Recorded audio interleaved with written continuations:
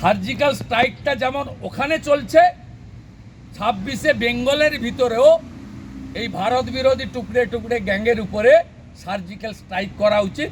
আর বিজেপিকে যদি বাংলায় মানুষ আনে, 24 ঘন্টার মধ্যে যাদবপুর থেকে এদেরকে চুলের মুঠি ধরে পিটাতে পিটাতে ভারতবর্ষের সীমান্তের বাইরে নিয়ে গিয়ে পাকিস্তানে ড্রোনে বেঁধে ফেলে দিয়ে আসবে। রয়েছে তাতে কি বাংলাদেশ নিয়ে আমাদের বিশেষভাবে সচেতন থাকা উচিত? বাংলাদেশ বর্ডার যেহেতু পশ্চিমবঙ্গের অনেকটা জায়গা রয়েছে।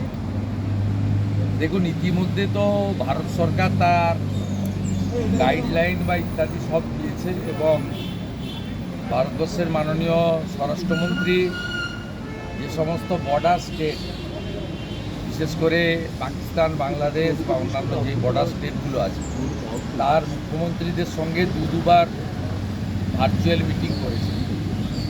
স্বাভাবিকভাবে সেই গাইডলাইন অনুযায়ী আমাদের প্রত্যেকে চলা উচিত। এখন প্রত্যেকের উচিত ইউনাইটেড থাকা। দেশের এবং প্রদেশের সরকার বা ল এনফোর্সিং অথরিটি তাদের যে গাইডলাইন বা এসওপি তারা বলছেন, টোটো ফলো করা, ল অ্যাবাইড পিপল হিসেবে, রাষ্ট্রবাদী জনগণ হিসেবে। এবং আমরা সবাই ভারতীয় সেনাবাহিনী, প্যারামিলিটারি ফোর্সেসের জন্য বা অন্য যারা বর্ডারে এই আপৎকালীন অবস্থাতে কাজ করছেন, সকলের জন্য ভারতীয় সংস্কৃতি বা সনাতন সংস্কৃতি মেনে মঙ্গল কামনা, প্রেয়ার ইত্যাদি আমাদের দিক থেকে করা উচিত। এবং নিজ নিজ এলাকায় যদি কোনো আর্মি বা প্যারামিলিটারি পরিবার থাকেন যারা জম্মু কাশ্মীর, পাঞ্জাব এবং রাজস্থান বর্ডারে এই কাজগুলো করছেন, তাদের পরিবারেরও খোঁজখবর রাখা, তাদেরও মনোবল যাতে ঠিক থাকে, সেই কাজটা নিজের পরিবারের যেমন খবর রাখেন, বাবা মা কেমন আছে, ছোটরা কেমন আছে, সেটা আমাদের এই লিমিটেড স্কোপের মধ্যে এইগুলো আমার মনে হয় করা উচিত। আর সর্বত্র আমাদের যে সিঁদুর নাম দিয়ে যে অপারেশন হয়েছে, ভারতবর্ষের আর্মির অপারেশন, এতে জাতীয়তাবাদ, দেশপ্রেম তাকে আরও জাগ্রত করার জন্য সর্বত্র সাধারণ জনগণ বা পরিবহনকে ডিস্টার্ব না করে তেরঙ্গা যাত্রাও করা উচিত বলে আমার মনে হয়েছে।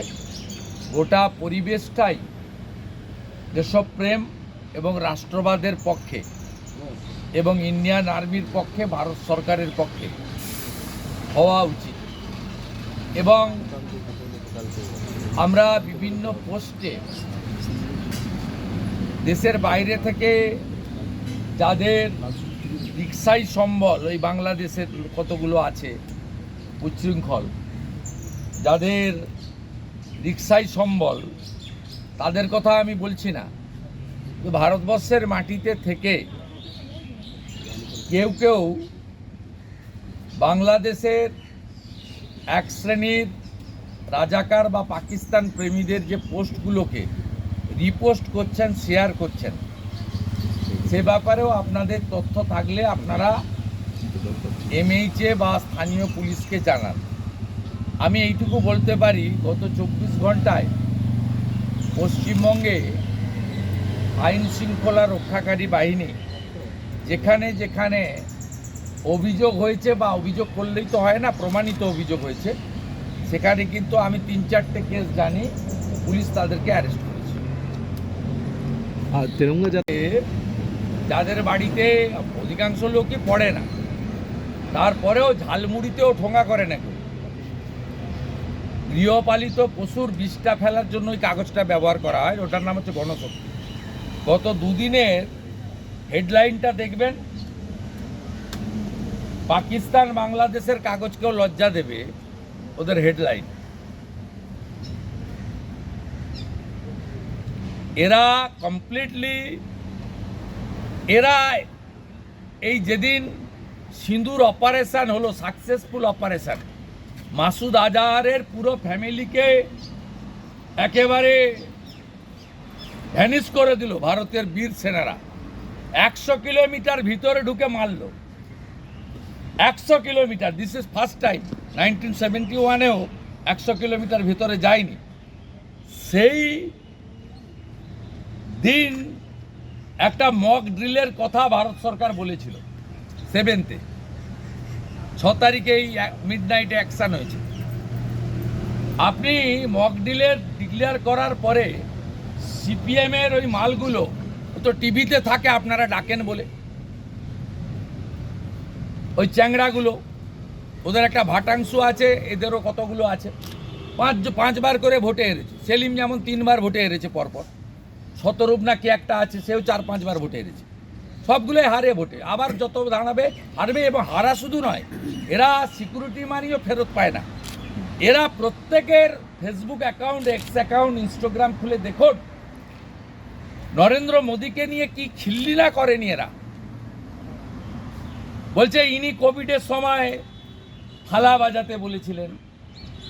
কি বাজেভাবে 6 তারিখে ওদের পোস্টগুলো দেখুন, নোংরাভাবে ভারতবর্ষের প্রধানমন্ত্রীকে আক্রমণ করেছে। তারপরে 7 তারিখ থেকে মুখ চুন হয়ে গেছে, মুখ বন্ধ। ইনসাফ মিছিলও পাবেন না, তেরঙ্গা মিছিলও পাবেন না।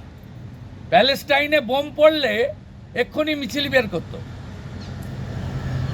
অতএব সার্জিক্যাল স্ট্রাইকটা যেমন ওখানে চলছে, 26-এ বেঙ্গলের ভিতরেও এই ভারত বিরোধী টুকরে টুকরে গ্যাংয়ের উপরে সার্জিক্যাল স্ট্রাইক করা উচিত।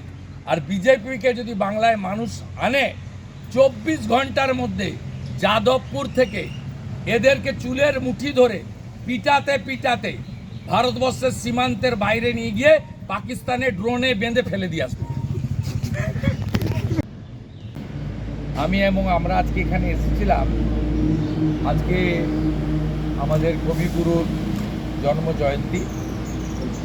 আমরা রবীন্দ্রনাথ ঠাকুরকে শ্রদ্ধা জানাতে এসেছিলাম। আমরা জানি যে মুখ্যমন্ত্রী ছুটির দিনে বেরোন না, তাই রবীন্দ্রনাথ ঠাকুরের কথাও তিনি ভুলে গেছেন। এটা সমালোচনা নয়, এটা কঠিন বাস্তব। কিন্তু আমরা যারা বাঙালি, আমরা যারা ভারতীয়, আমাদের কাছে রবীন্দ্রনাথ ঠাকুর একটা আলাদা আবেগ, আলাদা অনুভূতি, আলাদা সম্মানের জায়গা। তাই আমি মাননীয় অগ্নিমিত্রা পাল, মাননীয় হিরণ চট্টোপাধ্যায়, মাননীয় পবন সিং, ভারতীয় জনতা পার্টি বিজেপি পরিষদীয় দলের পক্ষ থেকে ছুটির দিনেও আমরা এখানে এসে বিধানসভার আয়োজিত কবিগুরুর প্রণাম কর্মসূচিতে অংশগ্রহণ করলাম। তার ছবিতে শ্বেত শুভ্র ফুল দিয়ে নতমস্তকে বিনম্র চিত্তে প্রণাম জানালাম। আপনাদের 14 বা এমনি আমাদের প্রোগ্রাম আলোচনা হয়েছে। এটা পার্টির পক্ষ থেকে যুব মোর্চা আছেন, স্পোক্সপারসন আছেন, স্টেট প্রেসিডেন্ট আছে। স্পেসিফিক প্রোগ্রাম ঘোষণা করলে আমাদের যে যে দায়িত্ব থাকবে, শুরুতে থাকতে হোক, শেষে থাকতে হোক, পুরোটা থাকতে হোক, পার্টি যেরকম বলবে সেভাবেই আমরা অংশগ্রহণ করব। আমরা প্রত্যেকে সহযোগিতা করব। না এই পরিস্থিতি